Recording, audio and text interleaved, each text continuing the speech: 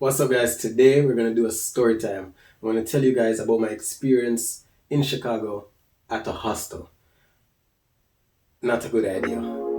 Don't do it. Don't do it.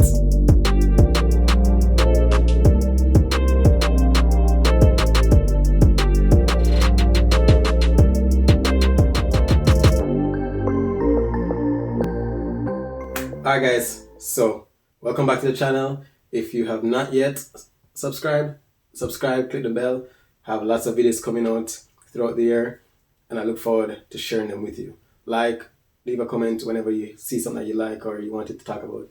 I'm very engaging with the community. Anyways, so December I booked a hostel to stay in Chicago because my sister was coming up and I wanted to stay close to her, plus also, spend time with him. So the hostel was like 3 minutes drive, 20 minutes in the snow, in terms of walking, but it was really close and it was really cheap. So I was like, all right, it's a hostel, but I'm in Chicago in a community, but I'm gonna do it because I really wanted to be super close and be able to move as I wanted. So booked the hostel. Pictures were good. The reviews were good. The host was very engaging. I was like, all right, should be good.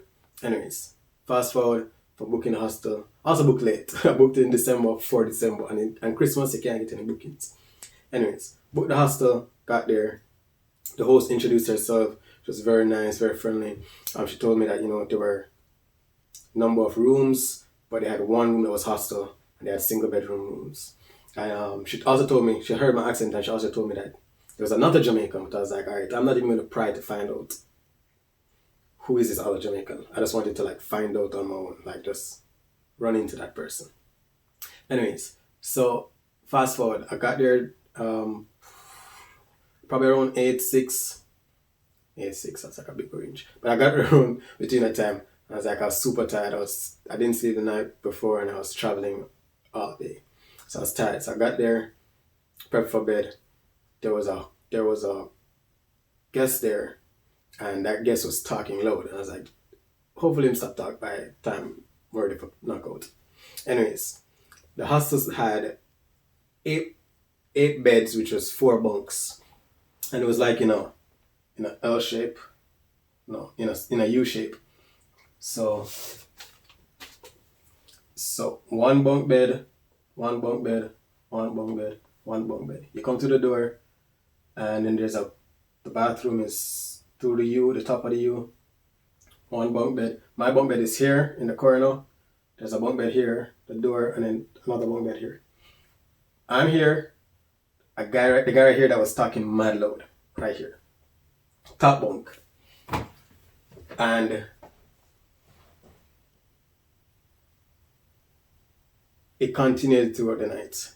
This guy talked loud the entire night. He had his phone, he had his headphones in, and the light, not even to worry about the light, the bright light that he had in his phone, but he was talking very loud. And it, usually I can fall asleep. If I'm tired, and I was tired, fall asleep. And I did fall asleep. But I woke up again and this guy was still talking, and I'm talking about loud.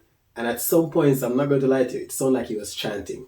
And I was like, is this man chanting? I'm not overthinking. Is this man saying spells? I'm like, he's probably watching Harry Potter, because this man can't be saying spells and chanting.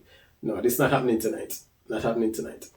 But mark you, this is the first night, and I have to stay there between 5 to 6 nights on my trip. This is not happening tonight.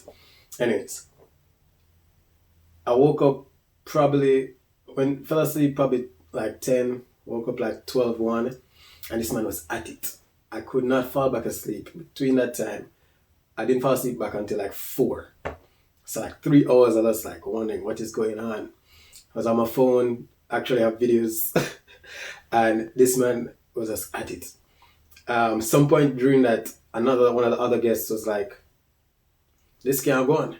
And she get up and she went, because it was co-ed, she get up and she went, found the host. The host's husband came out and spoke to him. And once he spoke to him, he sounded so much different when he was speaking to the host.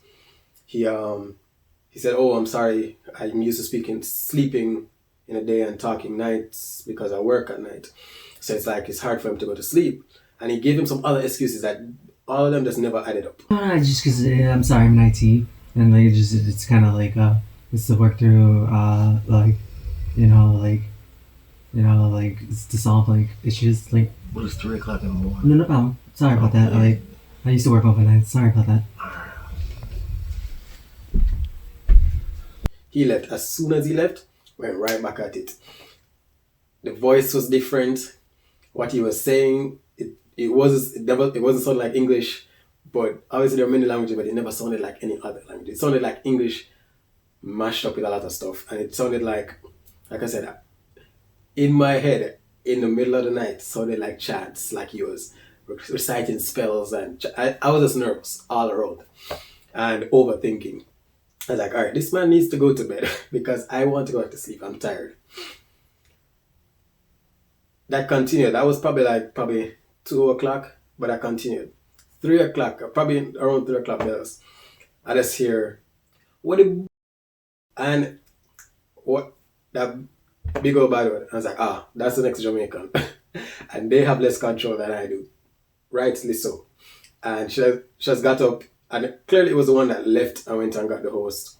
She came back, she got up, and she knocked on me and said, "Listen to me, you can't be making all this noise, people trying to sleep." And you could hear the Jamaican strong in her, Jamaican pattern.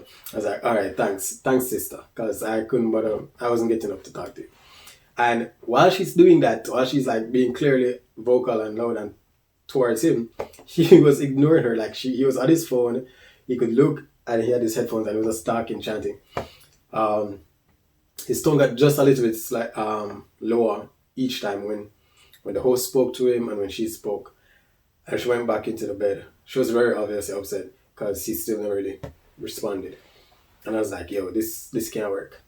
Anyways, I'm tired. So I'm going to drop asleep again about 4 o'clock. Fell asleep around 4 and got a decent amount of sleep until probably 7. But every time when I was up, like in the back of my mind, it's like he's chanting, he's saying stuff that I can't understand, but is he gonna do something more? Like, will he do more, like something worse? Is this like the beginning of a horrible hostel stay? And I was super nervous because I had a couple more nights.